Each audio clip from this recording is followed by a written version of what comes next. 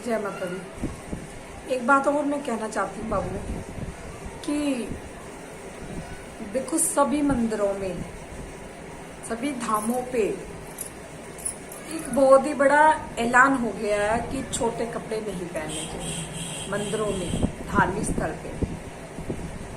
लड़कों के लिए भी है, लड़कियों के लिए भी है। कैपरी, शॉर्ट्स वगैरह, स्लीवलेस या डीप नेक, ऐसी चीजें नहीं पहन के जानी चाहिए। लेकिन बच्चे पहन के जाते थे, है ना। दरबारों में भी एक बार हम खुद वैष्णो देवी गए, तो ये कुछ 2016 की बात है, जब हम वैष्णो दरबार में गए थे तो हम आरती में बैठे हुए थे। आरती में एक लड़के ने शॉर्ट्स कैप्री पहनी थी, आरती में से उसको उठा दिया कि ये अंदर नहीं जा सकता। जहाँ पे भवन माता रानी के दरबार में जहाँ पे आरती होती है, हम लोग शाम की सुबह की आरती में बैठे हुए थे, उस बच्चे को उठा दिया गया। वो इतनी दूर से आया था, पता नहीं बॉम्बे से, पता नहीं कहाँ से वो बच्चा आया हुआ था, उसके काफी परिवारजन भी आए हुए थे। तो देखो कितने परिश्रम करके, इतनी चढ़ाइयां करके वो भक्त गया था, लेकिन उसको वहीं से वापस भेज दिया गया। मैंने उसे चुनरी भी दी अपनी, क्योंकि मैं एक्स्ट्रा चुन्नी लेके गई थी। मेरी बेटी छोटी थी, अपनी बेटी की चुन्नी वो मैंने अपनी चुन्नी अपनी बेटी को दी हुई थी। तो वो कहते कंच का है, ये छोटी है, इसका बिना सिर ढके चला जाएगा, लेकिन ये इंसान नहीं जाएगा। तो मैंने उसको अपनी चुनरी दे दी कि वो बांध ले। उसने धोती बांध ली, लेकिन फिर भी उसको अंदर एंट्री नहीं मिली। तो वहीं से ही 5 नंबर 6 नंबर गेट से निकाल दिया। और हाँ, वहाँ के नियम बहुत कड़े हैं, पहले से ही हैं। लोग चढ़ाइयों पे जाते हैं, चढ़ाइयाँ करते हैं, तो शॉर्ट्स वगैरह, ये सब मिनी स्कर्ट वगैरह ऐसा कुछ। देखो जी, धाम में जाते हो आप, मैं अपनी पे भी लागू करती हूँ, अपनी बेटी पे भी लागू करती हूँ। हाँ, मेरी बेटी भी, देखो जी, मेरी बेटी भी है, जवान मेरी बेटी है, मेरी बहन की बेटियां हैं, सब बच्चे हैं। लड़कियां अक्सर डाल लेती हैं, हिल स्टेशन पे जा रही हैं तो डाल लेती हैं, लेकिन देखो वो धार्मिक स्थल है। दरबार में जाओ तो सूट सलवार में, जब कोई भी आपका ड्रेस कोड हो, उससे कुछ फर्क नहीं पड़ता, लेकिन शॉर्ट्स ना हो। उसी वजह से शायद भगवान हमसे रुष्ट हो जाते हैं, महामाई हमसे रुष्ट हो जाती है ना, कि हम नियमों का पालन नहीं करते। अपने नियम का पालन खुद ही करना चाहिए, अपनी तो सहायता आपको खुद ही करनी चाहिए, खुद ही सोचना चाहिए। महाकाल वक्राल रूप क्यों महाकाल को धारना पड़ा है, महारुद्र को, महारुद्र का रूप क्यों धारना पड़ा है? ये संकेत होते हैं जो हम लोग नहीं समझ पाते बेटा, संकेत होते हैं, इन संकेतों को समझो। छोटी छोटी त्रुटि भी बहुत बड़ी बन जाती है। मैं तो भला क्या समझाऊंगी आपको, आप खुद समझदार हो। आजकल के बच्चे बहुत समझदार होते हैं, उनको कुछ कहने की जरूरत नहीं होती, कुछ समझाने की जरूरत नहीं होती, खुद ही समझ जाते हैं। लेकिन आपसे यही हाथ जोड़ के निवेदन है बच्चों, सभी के लिए, बच्चों से भी बड़ों से भी, कि ये सब गलतियां मत करो, जिससे हमारे देव देवी रुष्ट हो जाए, जिससे ये सृष्टि सब बिखर जाए। कहीं पे ये सृष्टि है जो भी रचाई हुई है, फल, पेड़, पौधे, वृक्ष, जो भी है सृष्टि में, हमारे हर चीज है, वो सब कुछ खत्म होती जा रही है धीरे धीरे। जो पहले चीज थी वो पहले नहीं है।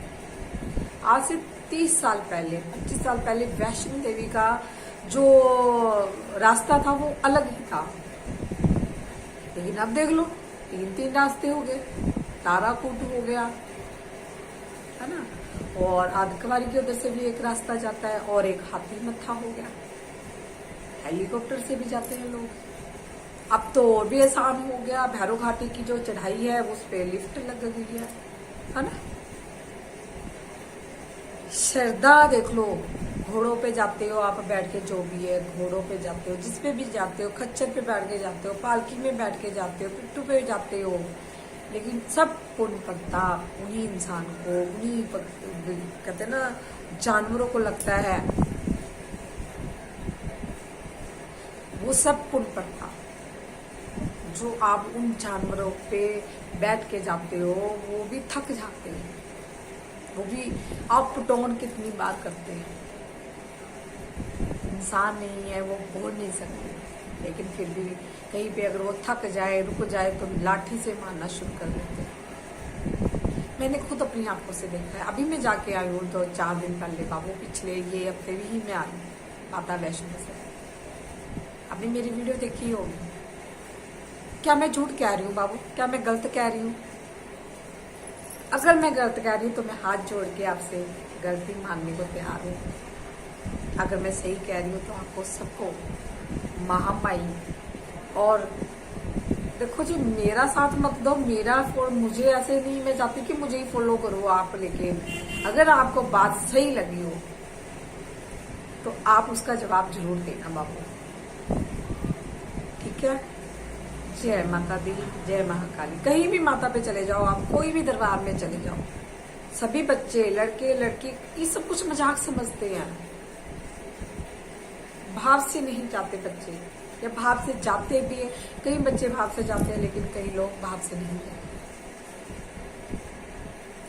अभी कल परसों ही मैंने न्यूज देखी है, वैसे मैं न्यूज बहुत कम देखती हूँ, लेकिन मैंने न्यूज देखा है कि अमृतसर जो बहुत बड़ा है ना गोल्डन टेम्पल है, वहां पे कुछ ऐसी हरकतें हुई हैं कि होटल वाले लोग जो है वो ऐसे ऐसे बातें करते हैं कि आज हो आपको रूम चाहिए, ये हो वो। देखो, अगर आप किसी तीर्थ स्थान पे जा रहे हो तो अपने यहाँ पे बहुत होटल होते हैं, ये सब कुछ इंसानों को तीर्थ स्थान पे माता रानी माफ करे, ये सब कुछ नहीं। तो वो खुद ही पकड़ा गया लड़का, जब होटल वाला ही वो ही खुद कहने लगा। देखो कितना बड़ा अनर्थ है। जो महाप्रलय है वो तो आएगा ही, जो कहते हैं ना महादेवाधिदेव है, भोले भंडारी है। देखो माई का दरबार है, ऐसे नहीं है। माँ के दर्शन करो, खूब खूब ढेरों ढेरों आशीर्वाद लो माता रानी से। सृष्टि की पालनहार,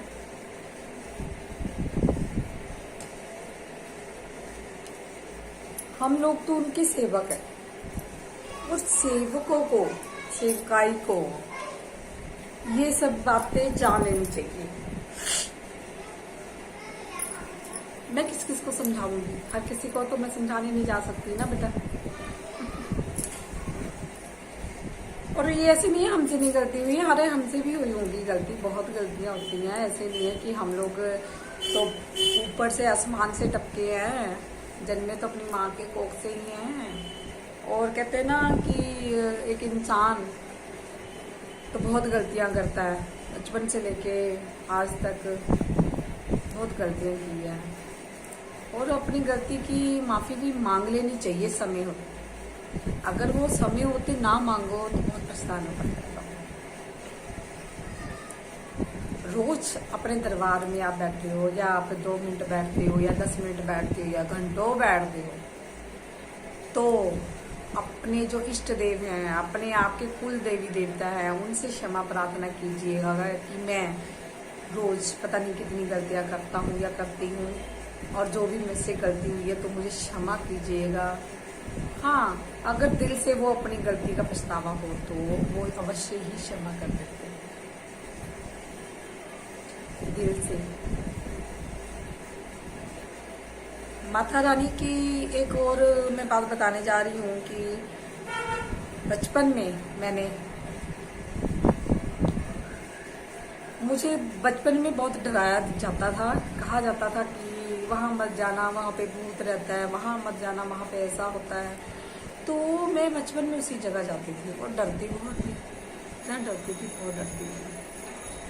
तो जब मैं सो जाती थी ना, तो अचानक से कोई चीज़ आती थी मेरे पास, और वो मेरे सर पे ऐसे हाथ फेंक के सोते समय, और मैं जग जाती थी।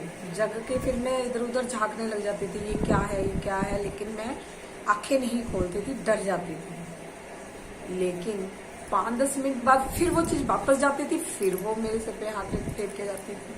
तो मुझे ये ही नहीं पता लगा कि वो चीज क्या थी। तो मैंने अपने दादाजी से पूछा, दादी दादा को बताया, ऐसे करके हमारे घर में ही ऐसे मंदिर बना हुआ था। जैसे पहले तो मंदिर नहीं होते थे, थान होते थे छोटे छोटे।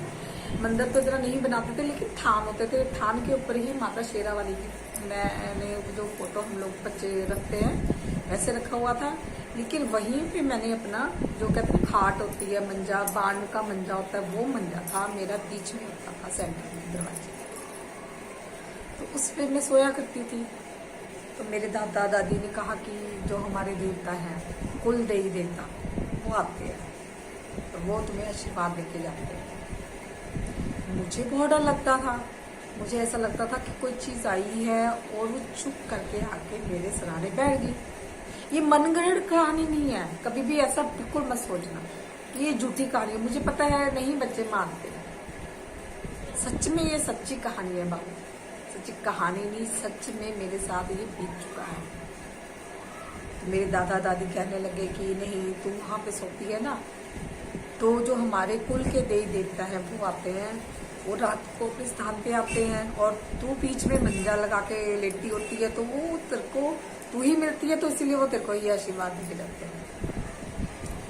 तो जब मुझे ये सब कुछ पता लगा ना, इतने दिनों से तो मेरे अंदर डर था, तो मैंने किसी को नहीं बताया। लेकिन जिस दिन मैंने ये बात पूछी भी, मैं हार के बताई दूं, तो वो बात सच हुई। फिर मैंने साइड पे हो गई। मैं दिखते थे मुझे, लेकिन फिर भी मैं अपनी घर में बहुत डरती थी, अकेले में बहुत डरती थी। मैं नहीं उठ पाती थी, नहीं जाती थी रात में कहीं में। आज मैं वही हूँ। आज मुझे जहां मर्जी भेज दो। कि एक जप, एक तप, एक पूजा, एक पाठ, ये आपके बहुत काम आता है। आपके हर डर का सामना करता है। मेरा भी सामना किया है, मैंने भी सामना किया है। कहते हैं अगर आप डर से जीत जाते हो ना बाबू, तो आप जिंदगी में बहुत बड़े इंसान बन जाते हो। मैं बहुत बड़ी तो नहीं बनी, लेकिन हाँ इतना तो ज्ञान हो गया है कि भगवान है, परमात्मा है, दिव्य शक्तियां है, बातें भी करती हैं, सुनती भी हैं, आपके काम भी करती हैं, और आपके पास आती भी। किसी को मनगढ़ंत कहानी लगे तो लगे, मुझे परवाह नहीं, लेकिन ये मेरी असलियत है। माँ काली की पूजा मैं बचपन से ही करती हूँ, और हमारे घर में माँ काली ही हमारी कुल देवी है। ससुराल में मेरी माता वैष्णो है तो एक ही है ना, काली अंश सबका एक ही है। दुर्गा के रूप से ही माँ काली है। अब वैष्णो में हर तीनों चीजें बैठी हैं। माता वैष्णो में माँ काली, माँ सरस्वती, माँ लक्ष्मी, माँ मई बैठी है ना वैष्णो रानी। वैष्णो माँ पे मेरा बहुत विश्वास हुआ है, और उसने हर चीज दी है। ये मैं बार बार सबसे कहती हूँ, अपना विश्वास रखो तो माता रानी जरूर आपके साथ होगी, हर समय हो, कण कण में होगी। जहाँ आप चाहोगे, जहाँ भी आपको जरूरत होगी माँ की, भाई, क्योंकि उसके तो कितनी करोड़ों आंखें हैं, कितने करोड़ों ही रूप हैं, वो हर जगह उपस्थित होती है बेटा।